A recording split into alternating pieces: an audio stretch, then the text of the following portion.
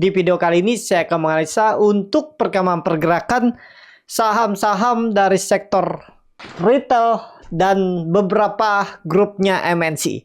Ya, pertama ASUS, kedua MRT, ketiga LPPF, keempat MAPA, kelima MAPI, keenam MIDI, ketujuh RALS, kedelapan MNCN, kesembilan BMTR, ke-10 MSKY yang baru kembali bangun. Dan ya memang habis beberapa kali dia turun ya.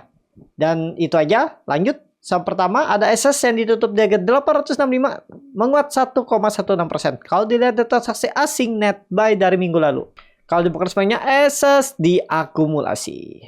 Langsung saja ke tekniknya, ASUS kepentok area resisten, volume biasa aja, tapi memang ada bisa dibilang hidden bullish divergence. Kenapa saya bilang ini hidden bullish divergence? Karena harga sahamnya naik, MACD-nya turun. Jadi terkonfirmasi hidden bullish divergence. Wah, selamat kalau Bapak Ibu ada yang masuk di area 800. Saya beberapa minggu kemarin banyak saham pilihan lain, jadi saya nggak pilih ASUS. Jadi kalau Bapak Ibu ada yang masuk di 800, sekarang udah floating profit 8%. Jadi kondisi sekarang kemana arahnya 880. Tapi kemungkinan besar dengan kondisi IHSG seperti ini kepentok. Dan siap-siap akan ada potensi turun koreksi dulu. Kalau dilihat dari bandar detektor masih big akumulasi. Apakah ini bisa jadi swing low? Dan dia ini kemungkinan sudah selesai wave 4 dan ke wave 5. Wave 5 harusnya 1000. Cuman ada prosesnya ke sana. Lebih baik kondisi sekarang wait and see dulu yang belum punya. Ya, kalau dikasih koreksi di bawah 840, 830 itu menarik beli sampai 800. Ini area belinya. Ya, dekat-dekat support lah. Karena kemungkinan besar untuk ASUS bisa jadi sideways dulu. Kemungkinan besar untuk menguji resistennya bisa 880 tapi kepentok kemungkinan besar. Itu untuk ASUS saat ini. Jadi hari ini gimana? Wait and see. Lanjut. Ada MRT yang ditutup di harga 2.740, terkoreksi 2,14%. Kalau dilihat data transaksi asing itu net buy. Kalau dibongkar semuanya MRT diakumulasi. Tapi kayaknya sih closing barang. Langsung saja ke tekniknya, MRT belum dulu, kalau belum tutup sekali lagi atau ya minggu ini. Ya, konfirmasinya tutup di atas 2.800 bagus.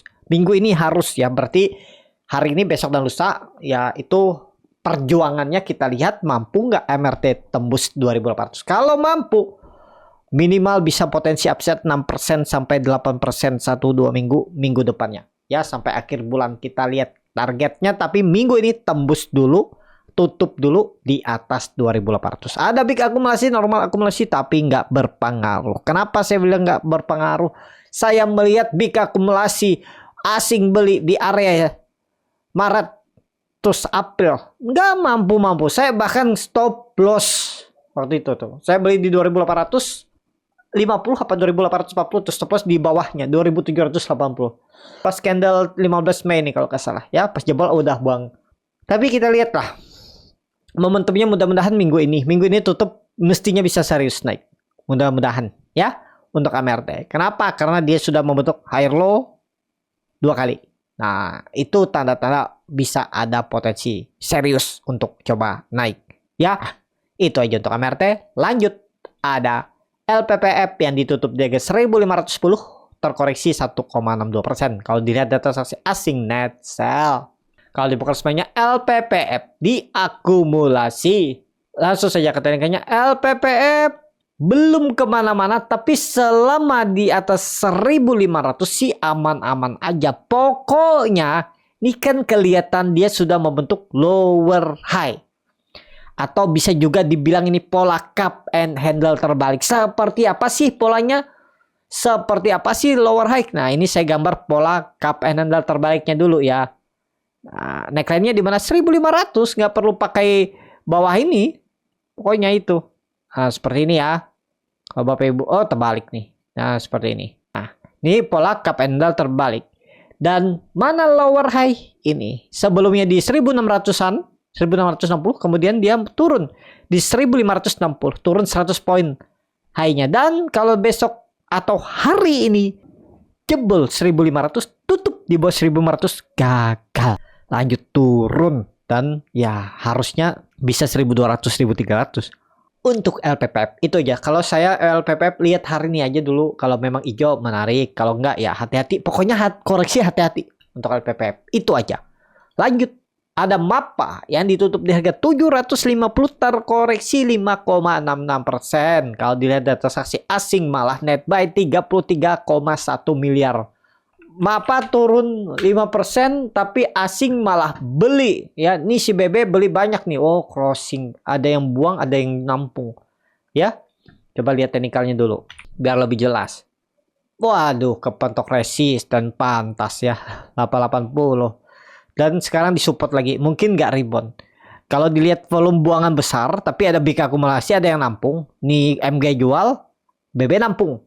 Kelihatannya sih bisa jalan. Cuman kita lihat aja lah nanti. Kalau saya lagi candle merah seperti ini nggak berani nangkap pisau jatuh. Kecuali sudah ada perlawanan. Lihat besok dulu aja. Atau hari ini kita lihat dulu ya. Sekarang memang disupport kalau ada yang kebeli. Ya bagaimana strategi Bapak Ibu aja. Tapi menurut saya kalau dia hari ini melanjutkan penurunan 2% aja dia turun tuh. Atau 3% dia turun nih. Udah jangan harap bisa naik lagi. Turun pasti 700 sampai 680, 650. Untuk MAPA. Itu aja. Jadi untuk MAPA skip dulu. Lihat hari ini dulu. Lanjut. Ada MAPI yang ditutup di harga 1405 terkoreksi 1,05%. Kalau dilihat data transaksi asing net sell. Bakal semuanya MAPI di distribusi. Langsung saja ke tekniknya. MAPI saat ini ada big akumulasi. Cuman aduh gawat ya. Mudah-mudahan lah. Ini sebenarnya harus bertahan. Kenapa? Kalau bertahan MAPI akan membentuk pola imported head and shoulder. Tapi kalau jebol tandanya lemah dan berpotensi lama di bawah. Gitu aja analisanya. Nggak usah ribet-ribet. Jadi seperti itu ya. Untuk MAPI kita lihat aja lah. Hari ini seperti apa ya. Memang MAPI ini cukup menarik. Karena dia terus membentuk higher low. Dan dia koreksi dengan volume kecil. Cuman nih di level yang memang harus rebound. Kalau dia jebol false break ya udah di bawah lagi. Kondisi sekarang memang lebih ke spekulatif ya. Memang harga-harga nanggung seperti ini nih. Antara ya bertahan atau malah false break, malah turun lanjutan. Jadi ini nih sebenarnya Bapak Ibu memang nggak ideal beli harga sekarang karena kalau dia jebol cut lossnya tipis. Tapi ya itu bisa mantul lagi di 1300-an. Idealnya memang beli MAPI ini waktu dia mencoba bangun. Nah di area 1300 nih ada perlawanan Bapak Ibu beli. Terus ditarik naik kan masih floating profit tuh. Kalau beli di bawah anggap aja beli di 1300 lah. Sekarang masih floating profit 5%. Ya masih bisa ditoleransi kan. Kecuali dia jebol 1400 Bapak Ibu mau nggak mau. Ya sisa 5% TP. Awalnya harusnya bisa profit 14%. Jadi sisa 5%. Ya udah. Kalau seperti itu. Karena Bapak Ibu kan berharap tuh. Berharap bisa kembali naik lagi ke atas. Tapi kalau dia terus turun ya sisakanlah 5%. 5% itu aja besar. Anggap aja Bapak Ibu hold sahamnya itu sebulan. Dapat 5%. Itu udah besar. Jangan Bapak Ibu menyesal gara-gara keingat yang awalnya profit 14%. Yaitu sudah resiko Bapak Ibu nggak TP. Kalau TP di atas dia naik lagi ya itu resiko. Nah gimana sih cara mengendalikan itu? Bisa nggak sih kita jual harga tertinggi? Nggak bisa selalu seperti 100% ya. Pasti ada jual agak rendah, jual agak tinggi. Ya seperti itu dinamika market. Yang penting tuh fokus saja Bapak Ibu portofolio. Ya profit berapapun kalau setiap hari kecil-kecil aja 2%, 1% sehari dikumpul-kumpul juga besar kan. Jangan melihat nilai uangnya. Jangan melihat persentase profit orang lain 50%, 10%, 30%. Itu dia sudah tahu resikonya berapa. Ya, dan Bapak Ibu tuh menyesuaikan. Coba dulu deh Bapak Ibu tuh profitnya seberapa lah, misalnya 5% atau 3% ya, melihat dia susah menembus resisten TP. Pokoknya gitu aja. Bapak Ibu setiap kalau misalnya beli di support dia susah menembus resisten TP. Itu terus diulang-ulang, diasah, dianalisa terus selama sebulan, 2 bulan, 3 bulan atau setengah tahun. Coba terus nanti Bapak Ibu tuh paham sendiri ya profil resiko Bapak Ibu tuh seperti apa dan gimana strategi beli saham. Karena akan skill tuh terupdate karena setiap hari melihat atau setiap minggu melihat market pasti terupdate skill. Cuman kalau yang sering Cuman ya memang harus belajar. Kalau mau belajar, kalau mau trading, bisa menganalisa, bisa membuat sistem trading, itu harus belajar. Nggak bisa kalau cuman modal feeling doang. Pasti banyak melesetnya. Kalau Bapak Ibu mau belajar ya banyak tuh yang ngajarin yang swing trade, scalping, belajar analisa teknikal ya banyak, atau belajar di Borneo Trader juga bisa. Ya tergantung lah. Jangan anti dengan kelas berbayar, karena yang mengajar juga kan sampai dia menemukan tekniknya itu juga dia banyak berkorban uang, trial dan error. Coba aja Bapak Ibu cari mana mentor ataupun influencer ataupun yang sudah berpengalaman untuk Bapak Ibu jadikan dicoba ya. Namanya belajar, coba terus saja sampai Bapak Ibu menemukan. Pasti Bapak Ibu nanti menemukan aja tuh mana yang cocok, sesuai nggak tradingnya. Kecuali memang yang nggak ngajarin, yang cuman modal teori aja, nggak diajarin tekniknya, ya Bapak Ibu harus belajar sendiri lagi ya. Kalau di Borneo Trader itu diajarin teknik juga saya gunakan, cuman mungkin beda pengalaman aja. Dan itu yang saya juga bagikan di grup biar Bapak Ibu lebih cepat paham. Kalau tertarik tuh bisa join ya, tergantung lah. Jadi seperti itu ya. Tapi ya tergantung Bapak Ibu juga ya. Kalau mau gratisan banyak juga di YouTube. Ya, di grup-grup juga silahkan. Coba aja terus trial dan error sampai menemukan seperti itu. Untuk MAPI saat ini, kalau saya lihat hari ini dulu ya, mampu nggak bertahan. Kalau dia koreksi udah jangan dulu. Kalau hijau baru perhatikan aja. Itu untuk MAPI. Lanjut, ada MIDI yang ditutup di harga 400, terkoreksi 0,49%. Kalau dilihat data saksi asing net sell. Kalau dibuka semuanya MIDI diakumulasi. Langsung saja ke teknikalnya. MIDI di atas 400. Nah ini kalau Bapak Ibu ada ya kemarin, dividennya kecil ya. Ya lumayan kan. Itu padahal dua resisten loh ditembusnya 11%. Ya nekat-nekatan aja seperti ini nih. Yang penting Bapak Ibu tuh yakin dan punya plan. Jangan selalu pas hijau mau beli. Bisa nggak sih beli pas hijau? Itu bisa juga beli pas hijau. Cuman ada strateginya. Kalau cuman modal feeling doang, hijau beli, wah ini kayaknya serius naik. Ya mungkin beberapa kali bisa profit. Tapi lihat, kebanyakannya Bapak Ibu kalau beli saat hijau tinggi atau seberapa, mana seringnya? Banyak profitnya kah? Lossnya? Kalau Bapak Ibu banyak profitnya, terus update, nanti Bapak Ibu tuh paham sendiri kalau sering. Itu aja. Jadi sekarang untuk MIDI saat ini kita lihat bertahan nggak? Kalau dia tutup dia pas di bawah 400 hari ini, ya udah gagal, fast break ke 380 lagi untuk MIDI. Kalau gimana pandangannya MIDI? Mudah-mudahan aman lah ya, mudah-mudahan aman. Karena dia beberapa kali sideways tuh volumenya kecil. Tapi takutnya karena ini sudah naik tinggi dari 380, tiba-tiba besok kalau candlenya merah hari ini, hati-hati. Di bawah 400 tuh hati-hati untuk MIDI. Bukan hati-hati apa ya, kalau punya harga bawah TP itu aja. Ya seberapa aja. Lanjut, ada RALS yang ditutup di harga 420, terkoreksi 0,94%. Kalau dilihat data saham asing net sell. Kalau dia fokus RALS di distribusi. Langsung saja ke teknikalnya. RALS habis bagi dividen wajar turun ya. Ex-date-nya 30 Mei. 30 Mei itu nggak turun dalam ya. Turun dikit terus naik lagi. Wah, selamat kalau yang dapat profit tuh. Dividennya 50 per lembar saham. Dan di tanggal 30 Mei, ex-date. Iya bener, ex-date-nya berarti Bapak Ibu tuh dapat spare. Misalnya belinya di 29 Mei. Itu cum-date. Terus ex-date-nya itu 30 Mei.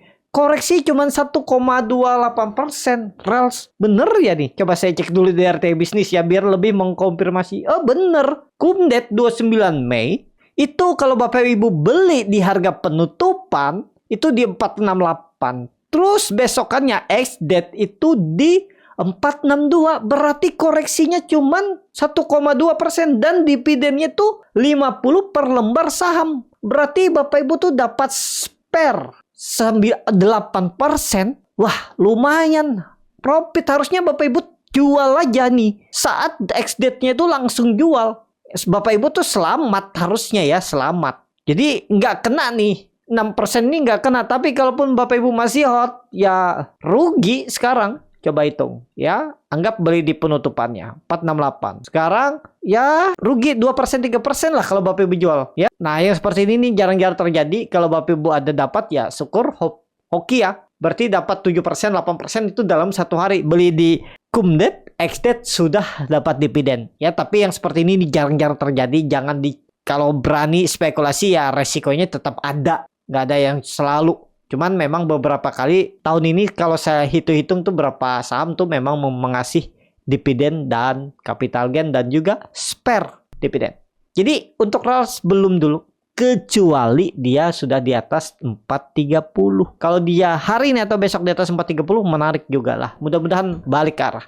Kenapa? Karena dividennya nggak ngaruh, udah ditutup. Jadi nggak ada pengaruh dividen. Kalau dia pun naik 1-2 minggu ke depan ya normal. Nggak akan kejaga dividen lagi karena dividennya sudah selesai juga. Ya itu aja untuk RALS. Lanjut ada MNCN. Ya saya pilih MNCN karena ini ya saya analisa IPTP. Oh IPTP juga masuk pemantauan khusus. Ke PIK belum, tapi ada sinyal masuk. Habis itu Becap pemantauan khusus 2 ya, BEHIT 3 ya, BEHIT, terus BABP, BABP belum, apalagi ya, saham grup MNC ini ya. Ya pokoknya kalau nggak salah sekitar 4-5 saham itu masuk pemantauan khusus dan nggak ada niat mungkin Pak HT untuk buyback. Seperti grupnya Pak Prayogo, brand aja di buyback berapa? 37,5 lembar saham ya. Oleh langsung ownernya Pak Prayogo Pangestu. Nah, MNCN belum. Kalau menurut saya ini saham ya, kalau saat ini ya saham konglomerasi atau saham grup yang paling jelek. Bahkan dari 2022 apa 2020 tuh udah paling nggak bagus. Kenapa downtrend? Udah 4 tahun lebih MNCN ya. Asing jualan. Kalau di broker semuanya MNCN didistribusi. Skip aja lah. Jangan dipaksa. Saya beberapa kali trading, beberapa kali profit, ada stop loss juga. Jadi jangan dipaksa lah kondisi seperti ini. Habis kita dimakan. Pokoknya jangan dulu lah. Dihindari dulu MNCN. Kecuali nanti kita lihat dia tembus lagi 360 atau 350. Di bawah itu jangan dulu. Kalau Bapak Ibu nekat beli di support ya turunin aja bisa tuh. 300 tutup di bawah itu buang aja udah. Pejam mata, jangan pikirin, jangan nyesal. Gimana yang nyangkut? Yang nyangkut sabar-sabar aja. Mudah-mudahan tiba-tiba nanti Pak Haritanu, Pak T berbaik hati, tiba-tiba mau memperbaiki kinerja atau buyback sahamnya dan bisa rebound. Tapi biasanya ya ada aja nanti potensi, ada aja sentimennya kalau sudah turun dalam ya. Dan MNCN nih kalau saya hitung ya, saya dulu tuh pernah ikut kelas fundamental lagi 2000 berapa ya dulu tuh 2019. Saya ikut fundamental, kelas fundamental dan ini saya tuh sudah profit loh di MNCN tuh. Waktu 2019 itu saya belajar fundamental ya sebelum saya akhirnya terjun jadi full time swing trader karena saya pikir agak berat kalau saya itu karena menunggunya lama dan perlu kesabaran tinggi. Ternyata saya itu orangnya nggak sabaran ya, lebih sering banyak ya jual cepet. Nah ini waktu itu saya hitung ya under value. Waktu itu tuh ada Harum 2019 ya yang saya ikutin tuh Harum. Saya hitung fundamentalnya bagus under value. Harum 2019 coba lihat. Nah, ini Harum 2019 ya. Dia dari 200 terus naik rally 2020. Tuh under value dia di bawah tuh. Waktu itu tuh. Tapi karena saya sukanya waktu itu takut juga batu bara kan. Saya lebih memilih ya sedikit ada masuk Harum tapi saya memilih untuk MNCN. Waktu itu tuh lagi rame-ramenya. Ya juga kalau nggak salah. Sempat naik tinggi tuh MNCN ya.